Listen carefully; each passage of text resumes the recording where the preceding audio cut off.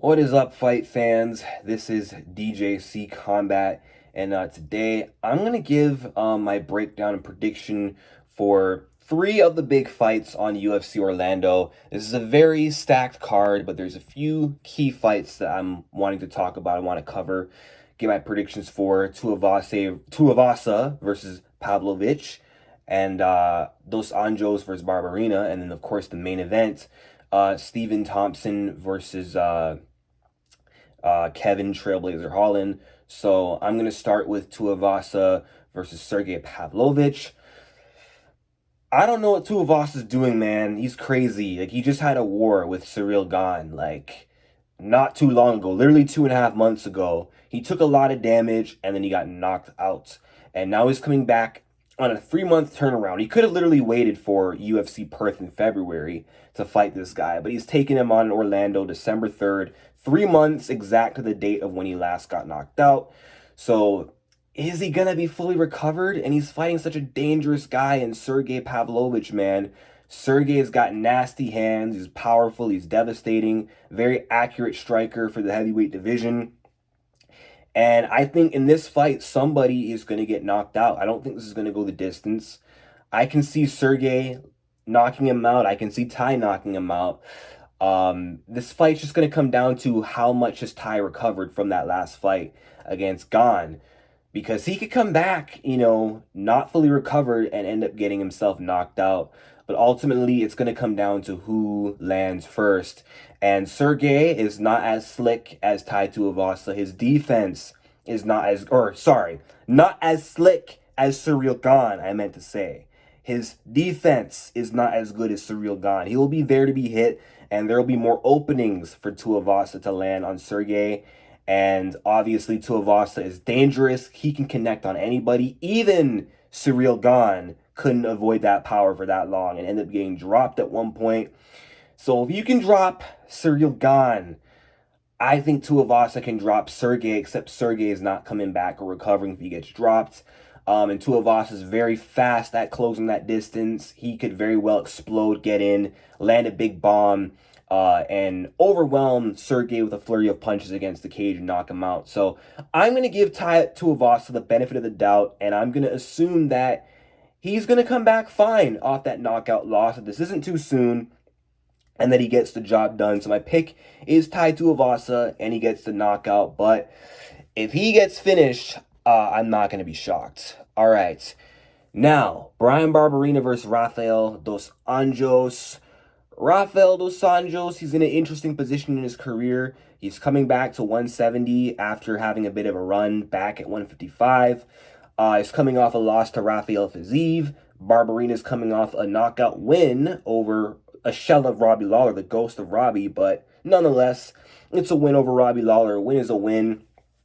Dos Anjos is definitely sort of at a lower point in his career at 38 years old. He lost his drive to fight for the title or make a title run. He said it himself. So now he's just here to fight for the sake of it.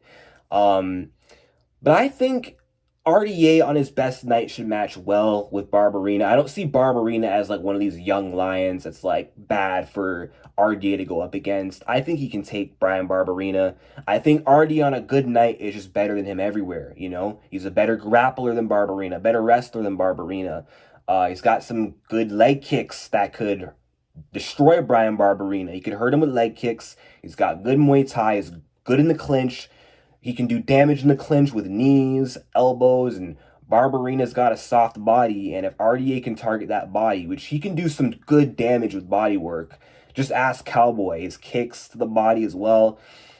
Barberena can fold, and I think Dos Anjos can beat Brian everywhere. And I'm not underestimating Barberena. I just think Rafael, if he is on his A game on December 3rd, I think he should win, and he should win comfortably. He's a lot more athletic and just a lot more all around more skilled. And RDA at this stage in his career, he's better than Robbie Lawler, and he beat Robbie Lawler anyway. So, and RDA is not an easy guy to get finished. He's not an easy guy to get out of there, and I don't see him getting caught or knocked out by Barberena. I could be dead wrong, but I just think RDA is going to win by just being the more complete, more skilled fighter. He can put the pace on Brian Barberena, put the volume on him, put the pressure on him. and just outdo him everywhere the fight goes. If Barberena wins, I'll not be surprised, but I'll say Dos Anjos, he takes this one, likely grinds a decision. Now, as for the main events, Stephen Wonderboy Thompson versus Kevin Holland. All right, so Stephen Wonderboy Thompson, he's on a 2-fight losing streak, 2 of them to really good grapplers slash wrestlers in Gilbert Burns and Bilal Muhammad, which honestly, I didn't expect Bilal to take a wrestling heavy approach, and I thought even if he tried, it wouldn't be successful, but it was successful, and he got dominated by Bilal Muhammad, and that kind of begs the question. Wonderboy is in his 40s now. He's definitely not all the way in his prime anymore, and he knows that, and Wonderboy kind of knows that he's done. I mean, he's literally asking now to fight strikers because he knows he can't deal with the best grapplers in this division anymore. He's not even going to try, at the age of 40. But he's going up against Kevin Holland, who also actually struggles with wrestlers, but a lot worse than Wonderboy does. But Kevin Holland here, he's going up against a striker who is kind of past his prime. So I don't know. Not really a bad matchup for Kevin Holland. More so a bad matchup for Stephen Wonderboy Thompson, because Kevin Holland is way taller than Wonderboy, and he's got a longer reach than Wonderboy, which is something Wonderboy rarely has ever had to go up against. He's never had to fight a long, rangy, taller striker who's awkward, who's powerful.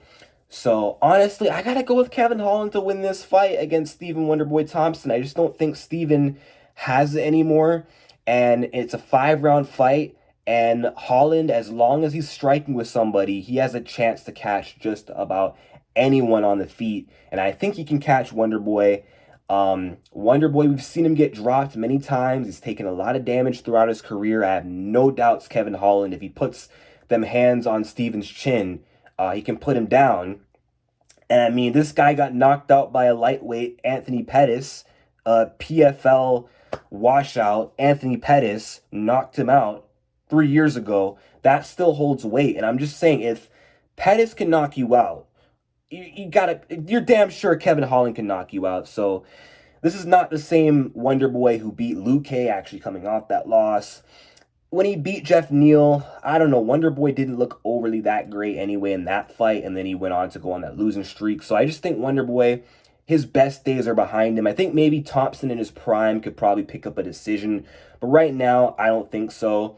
I don't think he's going to be able to evade those long, awkward bombs of Kevin Holland for 5 rounds, and I think at some point he's going to get caught, and he's not going to grapple in this fight, or who knows? I can actually see Wonderboy going for a takedown, maybe, because of the danger on the feet, but if he tries to grapple, I think Kevin Holland against a karate fighter can handle himself well, and get back up if he gets taken down, stuff takedowns, maybe threaten subs. So I think Holland, he's got this in the bag. It's his time. I think he's a lot hungrier, and he's on the come up right now. And I just think Stephen, his sun is setting, whereas Holland's sun is rising. So Kevin Holland for the dub. But that's it for my UFC Orlando predictions. Let me know your picks in the comment section down below. Like and subscribe, and peace out.